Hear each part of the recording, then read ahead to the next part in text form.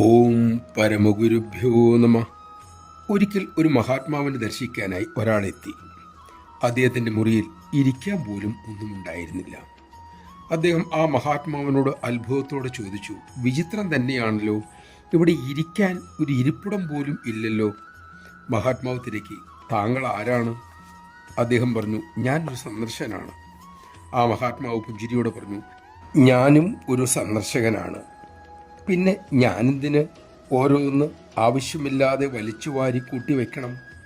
ഇക്കഥ പറഞ്ഞിട്ട് അമ്മ തുടർന്നു, മക്കളെ, ആവശ്യത്തിന് മാത്രം കരുതി വച്ചാൽ മതി, മറ്റുള്ളതൊക്കെ ഭാരമാകും. ഈശ്വര സേവകനാകുക. എല്ലാം സമ്മാനിക്കുന്ന ഈശ്വരൻ അദ്ദേഹത്തിൻ്റെ സമ്പത്ത് നമുക്ക് തന്നിട്ടുണ്ടെങ്കിൽ അത് മറ്റുള്ളവർക്കായി വിതരണം ചെയ്യാനാണ്.